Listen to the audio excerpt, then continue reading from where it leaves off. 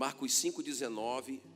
Porém Jesus não permitiu, mas lhe disse: vai para a tua casa, para os teus, e anuncia-lhes quão grandes coisas o Senhor fez por ti, e como teve misericórdia de ti.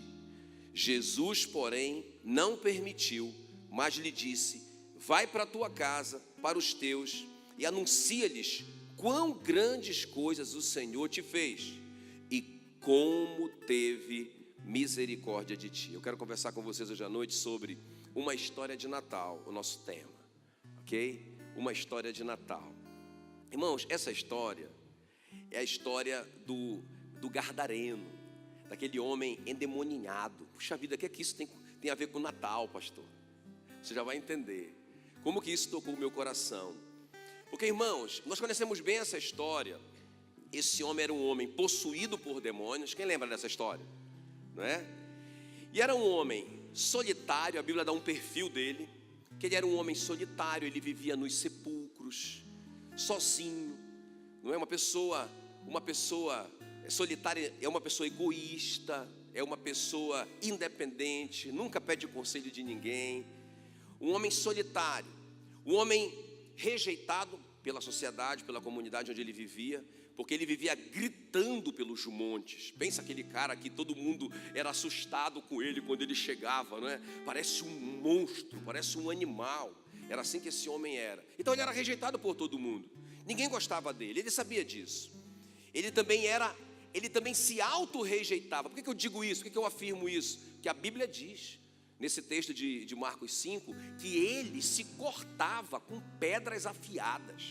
Parece que tinha um desejo dele acabar com a própria vida. Ele não gostava dele mesmo. Então, além dele se sentir rejeitado pelos outros, ele mesmo não se aceitava. E eu vejo um monte de gente assim, não é?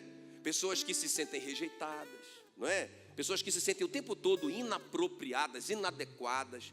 E pessoas que não gostam de si mesmas, nem física, nem emocional, nem de jeito nenhum. Esse homem era assim. E também tinha um detalhe na vida dele, que a gente vê no texto, que ele tinha uma ira incontrolável, não é? A Bíblia diz que quando ele era preso, algumas vezes ele foi preso, a polícia chegou lá, a delegada da cidade chegou lá e prendeu ele, não é? E a Bíblia diz que ele quebrava os grilhões. O cara tinha força, era uma ira tão descomunal que ele era capaz de quebrar uma algema. Irmãos, olha, eu tenho visto pessoas assim, não é? Pessoas que não conseguem dominar a sua ira. Elas estão no nosso meio. E quando a gente, se eu propor para a gente se comparar com esse homem, todo mundo vai dizer: não, pastor, peraí, não é? Esse homem é um monstro. Não, irmãos, tem muita gente assim, solitária, egoísta, independente, muita gente que se sente rejeitada, muita gente que não se ama, que se auto-rejeita, muita gente que não domina a sua ira. Eu vou te falar isso como pastor, irmãos. Eu lido com isso todo dia. E tinha mais uma coisa na vida desse homem: ele andava nu. Porque a Bíblia diz que quando ele foi encontrado, depois que ele encontrou com Jesus, olha só o que diz o texto, versículo 15, fala que ele estava assentado, vestido e em perfeito juízo. Se ele estava vestido agora, é porque ele andava nu. A nudez na Bíblia fala de vergonha. Pessoas que carregam culpas. Irmãos, eu sei o que eu estou falando. Pessoas que se sentem culpadas pelo que fizeram no passado. Pessoas que carregam essa culpa, que se punem o tempo todo. Pessoas adoecidas, não é? Então é esse homem que encontra com Jesus. E Jesus, a Bíblia diz, expulsa aqueles espíritos dele. Jesus primeiro perguntou como era o nome dele, né? Primeiro, como era o nome do espírito. Ele disse: meu nome é Legião, porque nós somos muito. Então Jesus ordenou: sai dele. E eles saíram. Agora preste bem atenção no que eu vou dizer para vocês. Quando esse homem se sentiu livre daquilo, houve um novo nascimento, não é? Jesus nasceu na vida dele. Isso que é Natal, quando Jesus nasce na nossa vida. Você já vai entender por que eu estou chamando essa palavra de uma história de Natal. Quando ele nasce de novo, então agora ele quer ser um missionário. Ele diz: agora eu vou te seguir, Senhor. Agora eu vou pregar essa palavra aí com o Senhor e os seus discípulos. Agora eu vou fazer parte dessa equipe. Irmãos, e a Bíblia diz, é a única vez que Jesus faz isso. Jesus não lhe permitiu. Eu não sei se vocês já tiveram dificuldade para entender esse texto. Eu tinha dificuldade de entender, até ontem. Por que Jesus dispensou esse missionário? Puxa vida, ele mesmo disse que a seara é grande, os trabalhadores são poucos. E como que ele dispensa alguém que está dizendo, eu quero ir também, eu quero ser usado, eu quero trabalhar contigo? E a Bíblia diz que Jesus não permitiu, versículo 19. Mas a explicação disso é a chave dessa palavra hoje à noite. Porque Jesus fala a si mesmo, não, você não pode vir, eu não aceito que você venha. Por quê? Aí Jesus fala assim, vai para a tua casa para os teus. Quem está me entendendo? Vai para a tua casa para os teus e conta-lhes quão grandes coisas o Senhor te fez. Ou seja, conta uma história para a tua família. Quão grandes coisas o Senhor te fez e como teve misericórdia de ti. O que Jesus está dizendo para ele? Antes de você servir como missionário, como pregador, seja lá o que for, você tem que restaurar sua casa. Você tem que restaurar o relacionamento com seus familiares. Os seus familiares têm que ser os primeiros a ver que eu nasci dentro de você. Quem está me entendendo? Irmãos, é isso, é sobre isso que eu quero falar. Sobre esse testemunho que cada um de nós guardaremos. Cada um de nós, não é? Que outrora éramos solitários, egoístas, só pensávamos em nós mesmos, no nosso ventre, na nossa própria barriga, não é? Nós que nos sentíamos rejeitados por todo mundo, não é? Éramos doentes, achávamos que o mundo conspirava contra nós. Nós que não gostávamos de nós mesmos.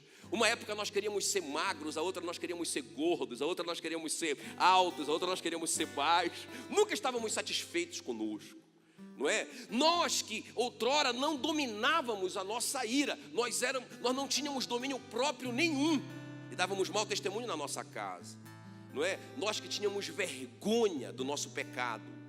Irmãos, quando Cristo nasceu em nós, então, qual que é o desafio dele? Vai para a tua casa e conta-lhes uma história de Natal. Quem está me entendendo? Então é essa história de Natal que eu quero falar hoje à noite. Amém, queridos? Porque a concepção de religião, não é? De piedade de Jesus começa na família. Por isso que o apóstolo Paulo disse, aquele que não sabe governar sua própria casa, como cuidará da igreja de Deus? Então o que nos qualifica para o ministério ou para trabalharmos para Jesus é a nossa família, é o nosso testemunho dentro da nossa casa. Amém, queridos? Então, muito sério isso daqui. O primeiro sintoma de novo nascimento é justamente esse descanso no nosso coração e a paz na nossa casa. Porque esse homem é encontrado desse jeito. Pensa, aquele homem maluco, peladão, nuzão, que andava gritando, que morava nos sepulcros, que fedia a morte. Agora ele está sentado, arrumaram uma roupinha para ele ali, ele está vestido, sentadinho, e as pessoas tomam um susto com ele. Existe uma paz no coração dele, não é? E Jesus envia ele de volta para casa. Ok, queridos? Então, olha só, vamos ler de novo comigo o versículo 19. Vai para a tua casa, para os teus, e anuncia-lhes quão grandes coisas fez o Senhor por ti. Muito bem, então vamos ver isso comigo aqui. O que essas pessoas, nós, gardarenos, antes gardarenos, não é? O que nós temos que contar? Quem está me entendendo? O que nós vamos falar? O que é essa história? Eu quero falar sobre isso um pouquinho. E quero falar mais. Por que nós temos que contar essa história na nossa casa, na nossa família? Qual que é a razão disso? Qual que é a motivação da gente contar essa história que aconteceu com a gente? As grandes coisas que aconteceram com a gente. O que ele fez por nós. E por último eu quero falar como o nosso coração, como que a gente tem que estar para a gente contar essa história. Quem está me entendendo? Diga então comigo. O que contar? Por que contar? Como contar? Mas a questão é essa. A questão é essa. Irmãos, o primeiro Natal, sabe onde foi o primeiro Natal? Foi numa família. Lógico, né? Qual que foi a família que aconteceu o primeiro Natal? Foi a família de José e Maria e Jesus. Eu vou terminar falando sobre isso um pouquinho. O primeiro Natal foi lá. Foi numa família. Então, o Natal, irmãos, é isso. É a gente mostrar para a nossa família a nova pessoa que nós somos. Amém, querido? Começa pela nossa família. Depois esse homem começou a pregar o evangelho em Decápolis, que são as 10 cidades ali. Esse homem se tornou um pregador conhecido, famoso. O evangelho entrou ali através dele. Mas tudo começou aonde? Na casa dele. Jesus mandou ele de volta para casa. Jesus está nos mandando hoje à noite para a nossa casa, para a nossa esposa, não é? Para os nossos filhos. Então vamos ver comigo aqui. O que contar? Vai para a tua casa, para os teus. Então, em primeiro lugar, o que contar? O que nós devemos contar? Como que é essa história? Vai para a tua casa, para os teus, anuncia-lhes com grandes coisas o Senhor te fez e como teve misericórdia de ti. Então ele fala aqui, ó. O que é que eu vou contar? Diga comigo, grandes coisas. Não é? Grandes coisas que o Senhor me fez. Irmão, sabe qual que é o erro? É que quando a gente tem um encontro com Jesus, não é? A gente não conta o que Ele fez com a gente. A gente conta o que a gente sabe que Ele fez na Bíblia ou com outros, mas a gente não conta a nossa experiência. Jesus não manda ele para casa para ele pregar. Se era para pregar, então vamos comigo, eu vou te ensinar a ser um pregador. Ele não deixou, ele disse não. Você não está pronto para ser um pregador. Você tem que contar essa história, o que eu fiz com você na sua casa, com palavras ou sem elas, não é? Com palavras ou sem elas você vai contar o que eu fiz com você, ok, queridos? Não as grandes coisas sobre o que nós lemos, mas as grandes coisas que mudaram na minha vida, não é? Então eu era assim, eu era solitário, eu me rejeitava, eu era rejeitado, eu era iracundo, não é? Eu me culpava pelas coisas que eu fiz, e agora eu estou livre, eu sinto essa liberdade, eu mudei, alguma coisa aconteceu na minha vida, ok, queridos? Então, irmãos, Natal é a gente se tornar marido melhor, porque a gente encontrou com Jesus. Irmão, não tem como a gente ter um encontro com Jesus e não se tornar um marido melhor, tem alguma coisa errada. Quem concorda comigo? Não é? Não tem como. Olha aí, olha as esposas tudo, olha abraçando os maridos, isso significa que eles, né, estão melhorando. Glória, não é? Olha, teve um encontro com Jesus. O cara era estranho. Ninguém segurava ele, o cara era descontrolado. O cara era descontrolado, mas ele teve um encontro com Jesus. Agora ele é um homem manso. Agora ele é um homem doce. Ele é um testemunho para a família. Essa história que nós temos que contar, quem está me entendendo? Com palavras ou sem palavras. Grandes coisas o Senhor fez por mim. O Senhor me mudou. Aleluia. Amém, queridos?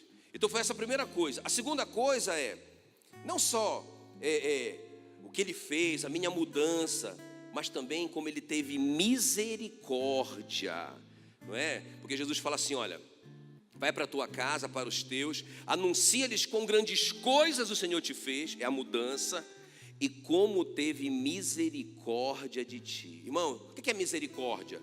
Misericórdia é Deus não nos castigar pelo que nós merecemos. E o que é graça? Graça é Deus nos abençoar, mesmo que a gente não merece ser abençoado, não é? Então a gente deveria ser castigado, Ele não castigou, misericórdia. O que é graça? Graça é Ele nos dar coisas, Ele nos abençoar sem que a gente mereça isso. A Bíblia diz que a causa de nós não sermos consumidos, qual é a causa? São as misericórdias do Senhor. Não é porque a gente é bonzinho.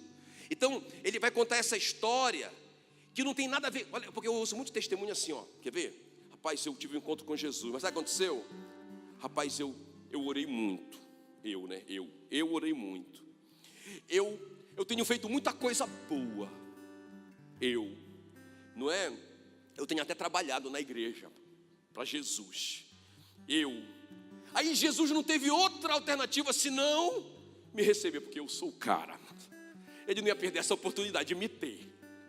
Então quase que os testemunhos são sobre mim, são sobre o eu. E o que Jesus manda ele fazer é diferente. Vai para a tua casa e fala das coisas grandes que ele transformou na tua vida. E fala que apesar de você não merecer isso, ele fez apesar de você e não por sua causa. Quem está me entendendo?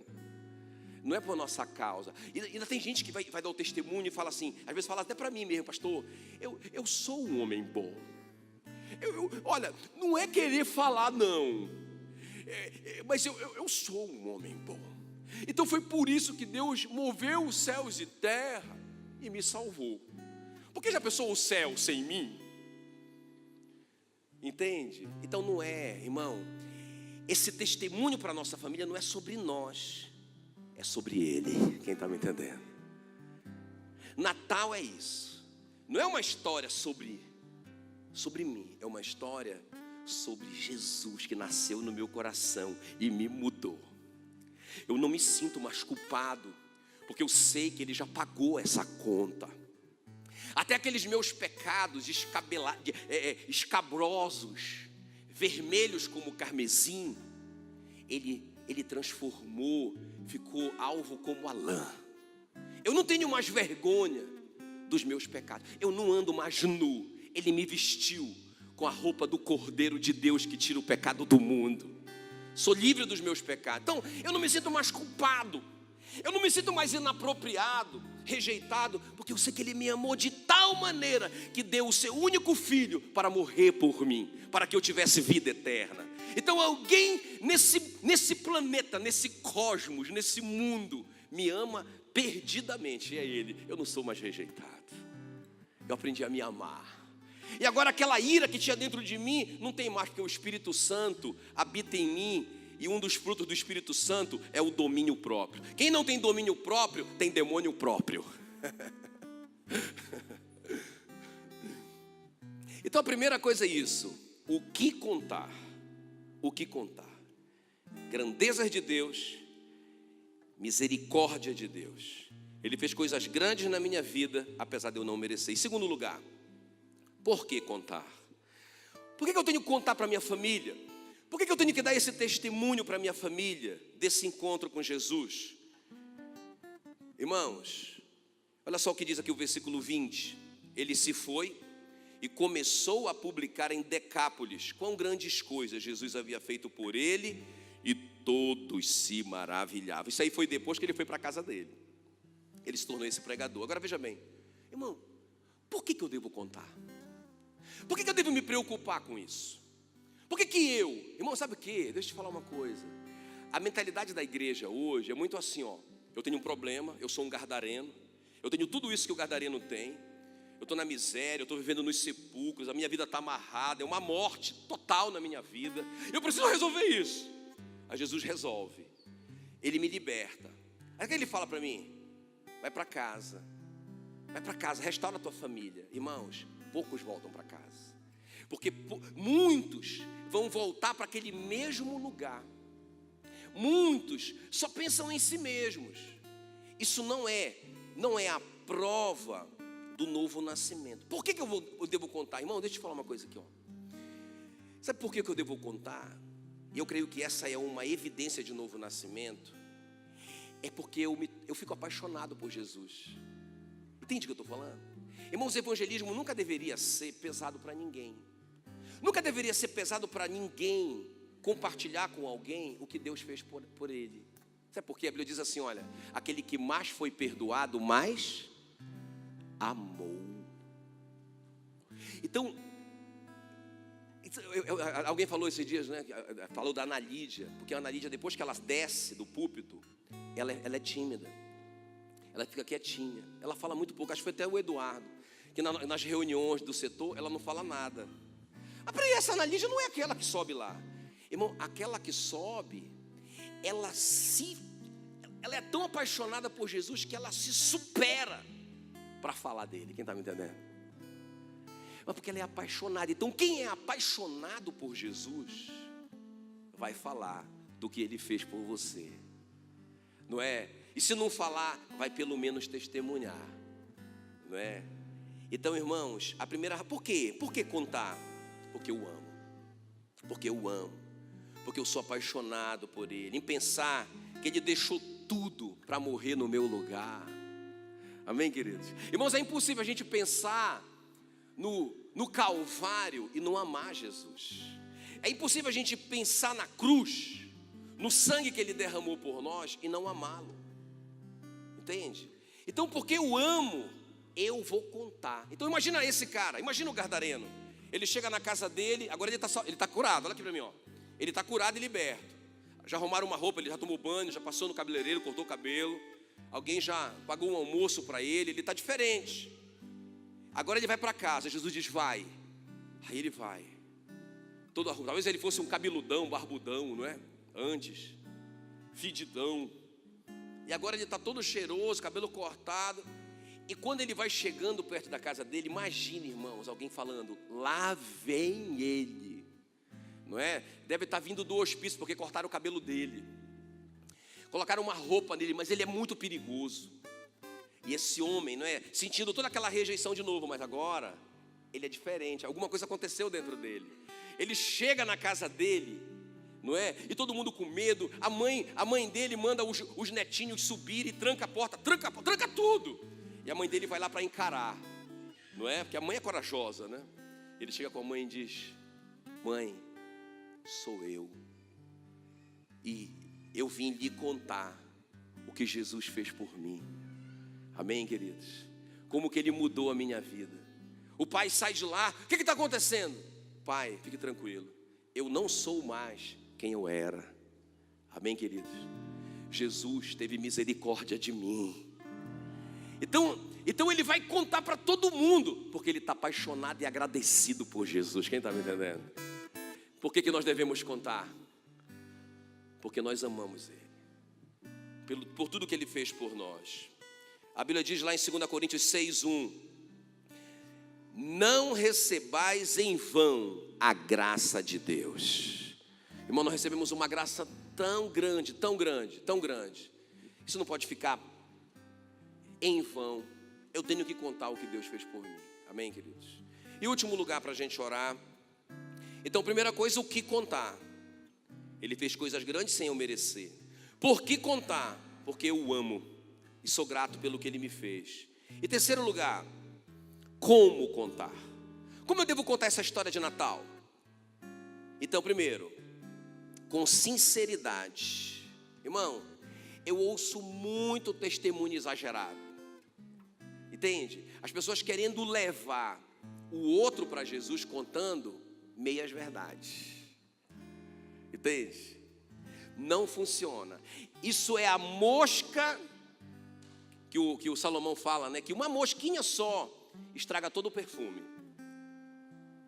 Então, não precisa a gente exagerar, a gente pintar um quadro de Jesus, um super quadro. Não precisa, é só contar a verdade, sinceridade, o que ele fez na minha vida. Como que o que mudou dentro de mim, como que eu era e como que eu sou. Não precisa ser teólogo para trazer as pessoas para Jesus. Não precisa, é só contar o que ele fez por nós. Amém? Ou então é só deixar as pessoas verem que houve uma mudança radical na nossa vida. Amém, queridos? Houve uma mudança radical. Rapaz, o Valdir, olha como que o Valdir era, não é? Os amigos do Valdir, né? Eu conheci um amigo do Valdir, não é aquele teu amigo lá, que quase que morreu, o Nilo. Ele falou, rapaz, o que vocês fizeram com o Valdir? Que ele conheceu o antigo Valdir, né? E aí, meu irmão, ele viu uma mudança tão grande na vida do Valdir, que ele seguiu o Deus do Valdir. O Valdir trouxe ele. Rapaz, vem ver o que ele fez por mim, né? Ele fez igual o Natanael, né? Encontramos o Messias, não é? O André falou para o Natanael, o Felipe falou para o Natanael, encontramos o Messias. O Natanael disse, mas de Nazaré pode vir alguma coisa boa? Ele disse, vem e vê. Natanael ficou tão curioso, porque ele conhecia o Filipe. Ele estava vendo a mudança na vida do Filipe, que ele foi. Quem está me entendendo? A mulher samaritana, ela nem sabia de nada, ela não sabia de teologia. Ela nem sabia o lugar onde devia se adorar a Deus. Ela perguntou para Jesus: onde é que se deve adorar a Deus mesmo? É lá em Jerusalém? É aqui? Jesus disse: olha, vem a hora e já chegou que os verdadeiros adoradores adorarão o Pai em espírito e em verdade. Amém, queridos? E aí, essa mulher que não sabe de nada, ela vai contar na cidade o que ele fez. O que foi que ele fez?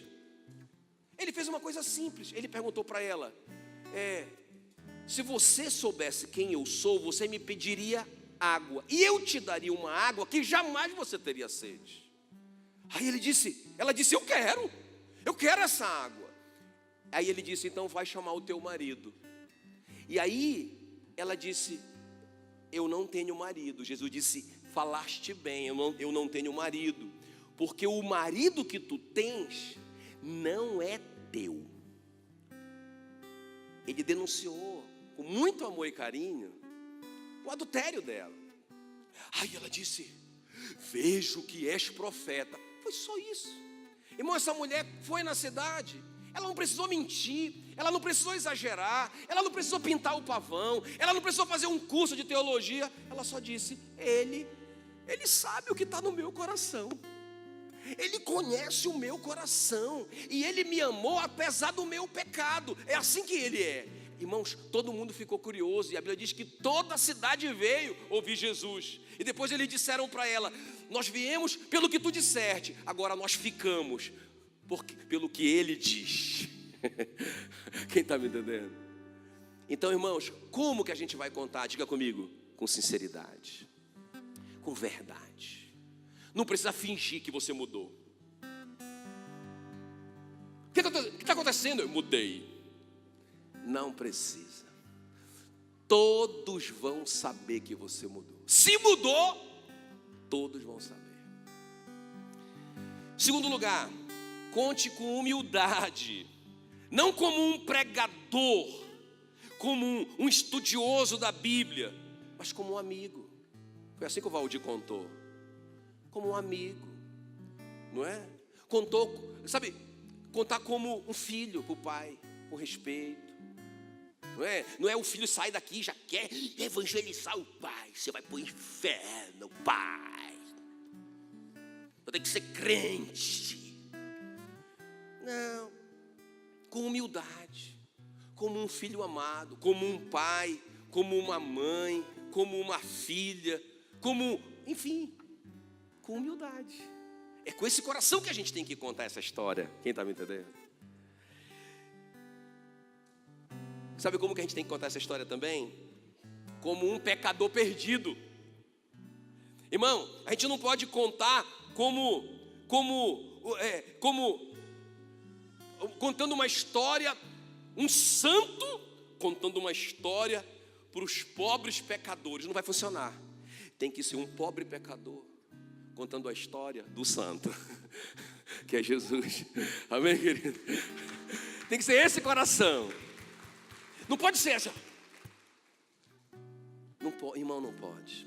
Todos pecaram e destituídos foram da glória de Deus. A gente tem que contar como um pobre pecador perdido.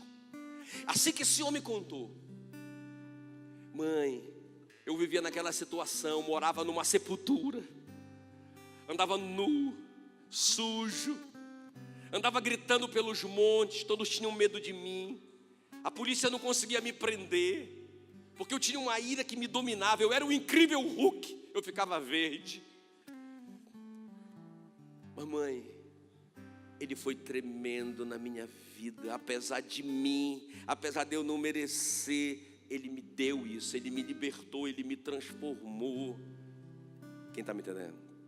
Então tem que ser com esse coração de um pecador perdido, não é? E não de um santo pregando para pecadores perdidos. O que mais? Por último, conte com oração.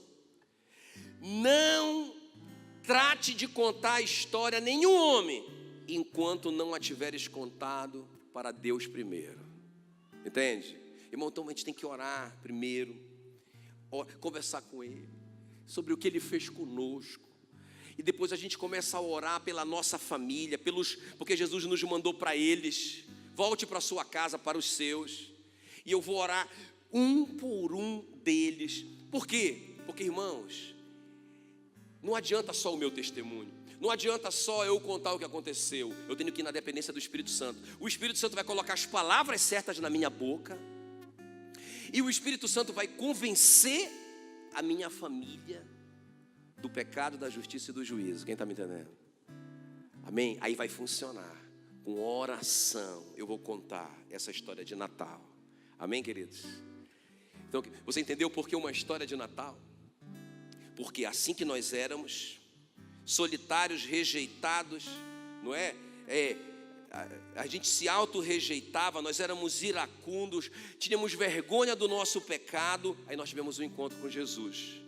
Ele nasceu no nosso coração. Agora nós temos uma história para contar. Quem tem uma história de Natal para contar? Todos nós temos. Todos nós temos.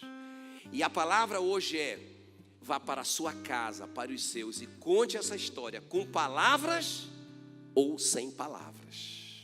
Amém, queridos? Conte o que ele fez de grande, apesar de você não merecer. Conte porque você o ama. E conte com um coração, como eu te falei, humilde, com um coração, não é de um pobre pecador. Conte com oração, mas conte essa história de Natal. Amém, queridos? Porque hoje é Natal. Agora eu quero terminar abrindo um parêntese importante aqui. Porque, irmãos, o ponto fundamental hoje, deixa eu te fazer entender uma coisa aqui hoje, que eu acho que a gente precisa deixar bem claro. O ponto fundamental hoje do Natal, que nós estamos celebrando o Natal, é isso. Como eu falei no começo, é a encarnação do Verbo, não é? Olha só o que diz João 1,14. Que vem, presta bem atenção. O Verbo se fez carne e habitou entre nós, cheio de graça e de verdade, e vimos a sua glória, glória como do unigênito do Pai. Então veja bem, Jesus tinha que vir como um ser humano. Ele nasceu de uma mulher. Ele não chegou aqui como um adulto, já chegando para resolver a parada, não. Ele tinha que vir como todo mundo veio. Ele deixou a sua glória. Então ele veio como um homem. Ele nasceu de uma mulher. Aquele bebezinho, veja bem, qual que é o fundamento aqui do Natal? Aquele bebezinho vai ser a expressão de Deus para nós. Quando as pessoas olhassem para aquele bebezinho que foi crescendo e se tornou um homem, elas estariam olhando para a glória de Deus. Amém, queridos? Deus queria se mostrar para a humanidade, e Ele se mostrou para a humanidade através de Jesus. Então, é muito importante, irmãos, a encarnação de Cristo, esse tema. Inclusive, em 1 João 4,3 diz que quem nega, a única pessoa que nega que Jesus veio em carne é o anticristo. Olha só como é sério isso. Então é muito importante que Jesus tenha vindo em carne. A Bíblia diz que há um só mediador entre Deus e o homem, 1 Timóteo 2,5, Jesus Cristo, homem. O nosso mediador, Jesus Cristo, é um homem. É um homem que a Bíblia diz que foi tentado em todas as coisas sem pecado. Ele não podia vir de outra maneira, ele tinha vindo como um homem. E ele passou por tudo que nós passamos sem cair em pecado. Então, essa aqui é a essência do Natal. Jesus nasceu como um homem. Vocês estão entendendo o que eu estou falando? Muito importante isso. Por que é importante isso? Irmãos, é tão importante que a Bíblia diz que o Natal, quando Jesus nasceu e foi o Natal, o céu parou. Quem está me entendendo? O céu parou. A Bíblia diz que as hortes celestiais se concentraram em cima daquele lugar onde ele estava, não é? E eles cantaram uma música linda. Qual foi a música que eles cantaram? Qual foi a música que eles cantaram? Todo mundo sabe. Qual foi? Hã? Alguém falou aí? Paz na terra, não é? Aos homens de boa vontade. Eles cantaram, isso foi uma música. Todos os anjos concentrados. Foi o primeiro Natal, quem está me entendendo? Vocês entenderam que teve uma festa lá?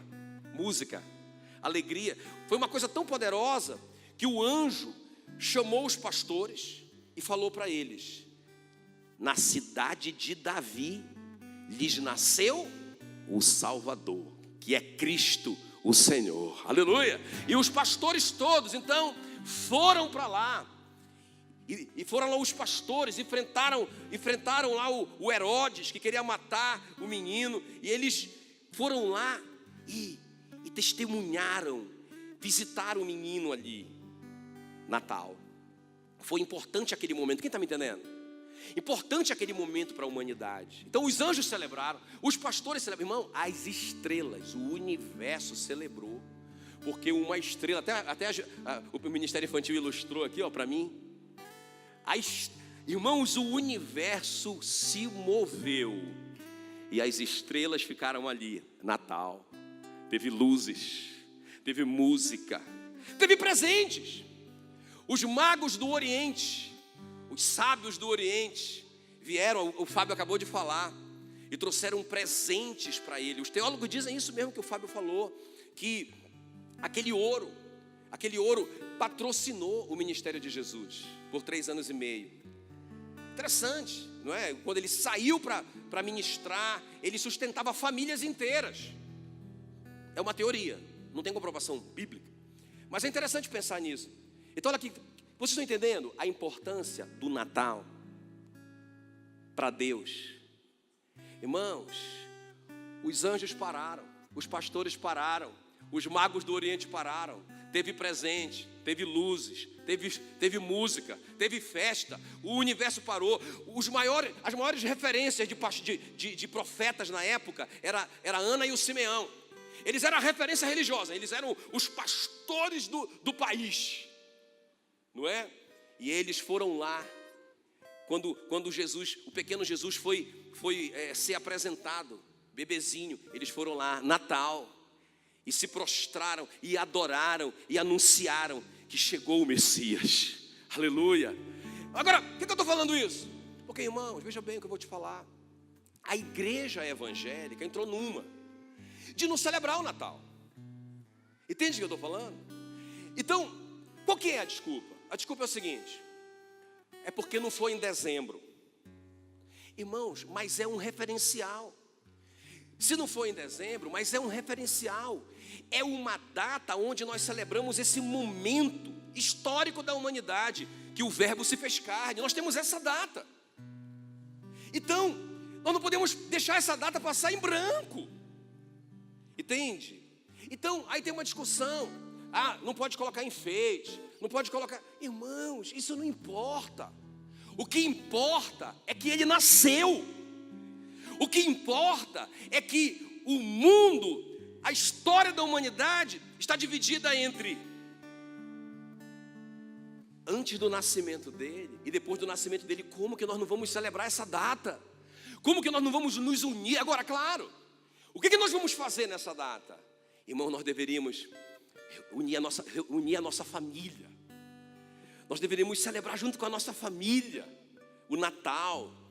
Nós deveríamos lembrar de Jesus lá na nossa casa e lembrar tudo de novo e contar de novo a história. O nosso tema hoje, não é?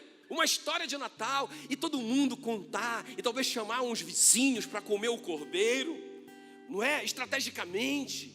E aí toda a família cristã vai contar a sua história. Sabe o que aconteceu comigo? Imagina ontem a gente reuniu algumas famílias. Né? Foi tão legal. E a gente juntou algumas famílias. Agora imagina se a gente, naquela hora, alguns contassem o seu testemunho.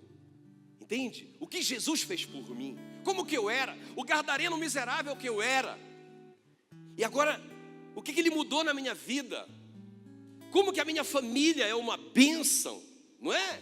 Puxa vida, tanta coisa mudou. E aquelas pessoas, elas vão ouvir e elas vão conhecer o Salvador. Elas vão entender o que é Natal, que é Jesus. Agora, irmãos, a gente por quê? Porque Porque o mundo, escuta bem, porque o mundo transformou o Natal em comércio e não sei o que mais o que. Não, agora o Natal é quase que do diabo. Entende o que eu estou falando? Não me fale sobre o sangue, não fale de Natal. Meu Deus, o Natal é uma data tão preciosa, tão importante para nós, para a igreja, tão linda, e nós temos dado tão pouco valor. É triste, irmãos. E a gente a gente dá uma olhada geral no mundo, no Brasil inteiro, e os que menos valorizam o Natal são aqueles que mais deveriam valorizá-lo, que era a igreja, especialmente a igreja evangélica. Jesus nasceu, um filho se nos deu, aleluia, que maravilha, o seu nome é maravilhoso, conselheiro, príncipe da paz, pai da eternidade. O mundo parou quando ele nasceu, os céus pararam quando ele nasceu, e por que nós vamos continuar a nossa vida como se nada tivesse acontecido? Amém, queridos? Então deixa eu só ler essa frase. Com o pretexto de não termos data certa, ou nossa insatisfação com o comércio e com árvores de Natal, violamos as Escrituras e não celebramos coisa nenhuma. Porque então a gente deveria criar uma data, ou a gente deveria criar um novo modelo de, sei lá, se não é a árvore, vamos criar outra coisa. Mas com o pretexto da gente ficar nessa briga teológica, a gente não faz o que a gente deveria fazer, que os anjos fizeram e o universo fez, e Deus fez, e todo mundo fez, que era celebrar o Natal. Amém, queridos?